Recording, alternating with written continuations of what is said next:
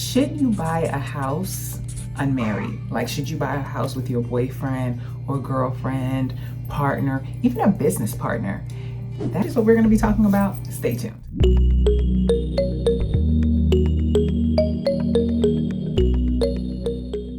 Hey, it's Natasha Bazile with SoldByNat.com, associate broker, home selling, and new construction specialist with Virtual Properties Realty in Georgia. How are you doing? I hope all is well. Today's video was not a planned video, but if you're not new here, then you know that okay. When things happen or I'm experiencing something and I think it's a good idea to make a video, I'm gonna make it. And that is exactly what happened. So should you buy a house unmarried, buy a house with your boyfriend, girlfriend, partner, business partner? Some will say, don't do it. I'm actually gonna have two videos down there. So the first one, he just happened to mention, hey, I'm buying this house with my girlfriend. This is the type of loan, and ask him the question. Dave Ramsey didn't even answer the guy's question. He was basically like, don't do it.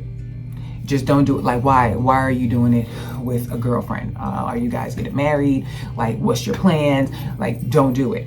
And he raised a point, and I was like, all right, that's a good point. Because I'll tell you, initially my answer was going to be, ideally, no, it's not recommended, but it happens when people are planning to get married, so then they'll go ahead and buy. It happens, maybe a business partner. I'm thinking if you're doing a business partner and you're doing it as an investment, you have an LLC set up or you have some kind of partnership agreement in place. But if you're just doing it like, hey, boyfriend, I'm girlfriend, we like each other, we think we're gonna be together, let's buy this house, there's a lot that you need to consider. One of the examples that Dave Ramsey gave was boyfriend and girlfriend decide to buy a house together. Something happens to boyfriend. Now girlfriend owns the home with boyfriend's mother or a sibling or whoever would get his ownership. And that is because, or it's referring to title. When you close on a home, how do you own title? How do you own the interest in the home? So if it's a married couple planning to get married in the near future, most people will hold it joint tenants with rights of survivorship. So if something happens to one party, the other party gets full ownership. They own the home 100%.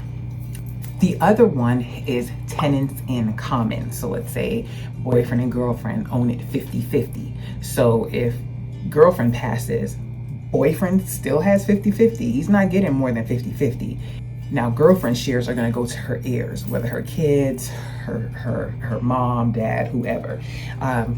So I can see how it could get really tricky. Again, I'm going to put these two videos down below on this very topic.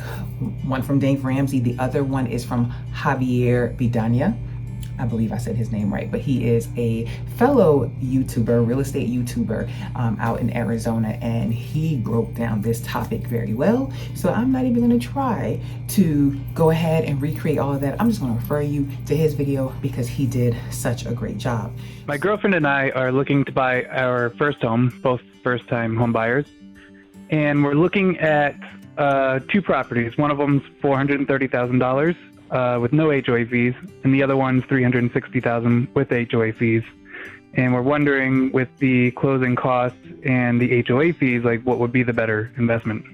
C, none of the above.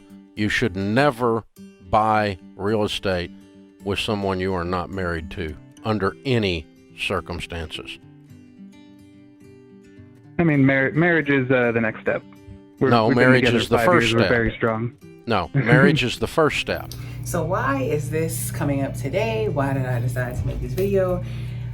Listen, I actually have some clients under contract and we're ready to schedule closing, and one of the parties decides this is going too fast. He's not really sure that he wants to move forward.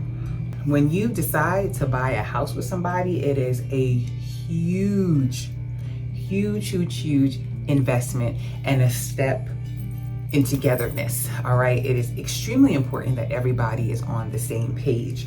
Definitely conversations and times and opportunities for this to come out before getting under contract.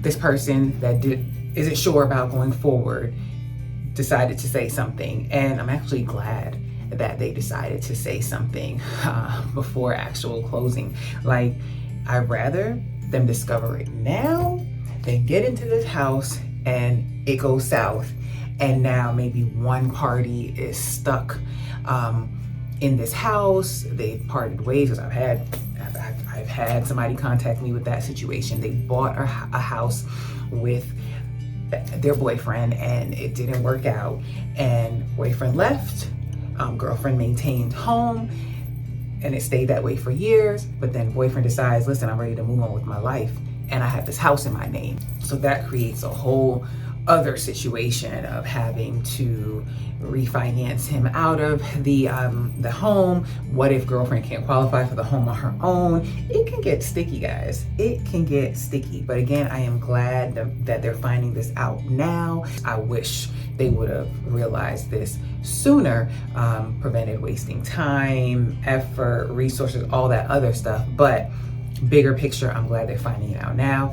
And like I shared with them, be okay, as long as you're okay with losing your earnest money, basically, because you made the commitment that you were buying this house, and now you're having a change of heart. So be okay with paying the earnest money, whatever service fees to your agent, be okay. So that's why I tell people, be sure when you engage on the journey of home ownership, because people are making a commitment to get you to the closing table. And if you just decide that you don't want to move forward to the closing table, then be prepared for the repercussions that come with that once you've already started the journey. But I wanted to make this topic for that very reason. Some people don't think about it. They don't realize the magnitude that goes into buying a home, one, and then buying a home with somebody that you're not married to. And of course, marriage isn't guaranteed.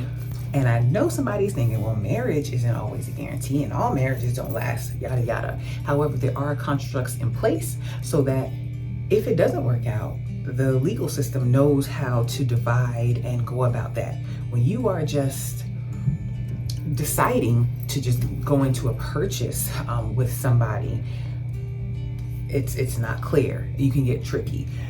And I'm gonna make this reference, like, would you start a business with a friend or a partner and just say, you know, I like you, let's just go into business? You might say yes. However, that is not the wise thing to do. You always want to begin with the end in mind. So you guys are on the best terms now. Life happens. Lives.